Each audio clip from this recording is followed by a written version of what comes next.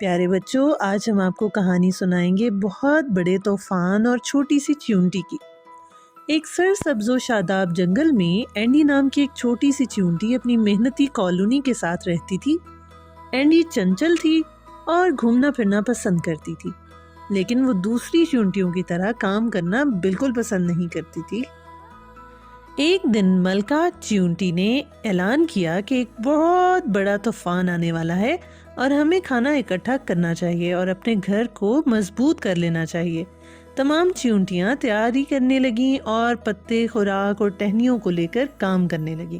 لیکن اینڈی نے آہ بھری، اتنی محنت کیوں؟ طوفان بڑا نہیں ہوگا۔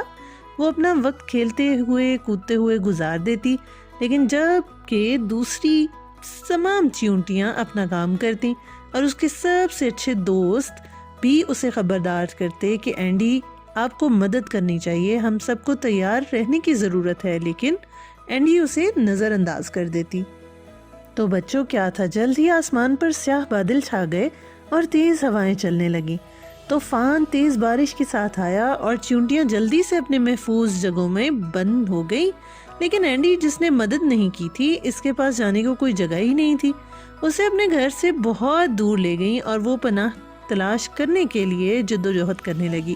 ٹھنڈا اور گیلا اینڈی نے نہ سننے پر افسوس کیا۔ تبھی اس کی کچھ چیونٹی دوستوں نے اسے ڈھونڈ نکالا اور اسے اپنے ساتھ واپس لے گئیں۔ آپ کھو سکتے تھے، اینڈی نے کہا۔ طوفان کے گزر جانے کے بعد اینڈی نے ملکہ سے معافی مانگی اور آئندہ کے لیے سبق سیکھ لیا کہ سب کے ساتھ مل جل کر کام کرنا چاہیے۔ اس دن سے اینڈی کالونی میں سب سے زیادہ محنتی چیونٹی بن گئی اور اس نے ثابت کیا کہ ٹیم ورک اور ذمہ داری بہت اہم ہوتی ہے۔ تو بچوں، سبق یہ ہے کہ ہمیشہ محنت اور ٹیم ورک سے کام کریں تاکہ آپ کے کام میں برکت بھی ہو اور آپ کا کام رنگ بھی لائے۔ ہمارے چینل کو لائک کریں، سبسکرائب کریں، شیئر کریں۔ فینٹاسٹیکل جرنیز ود آمنہ۔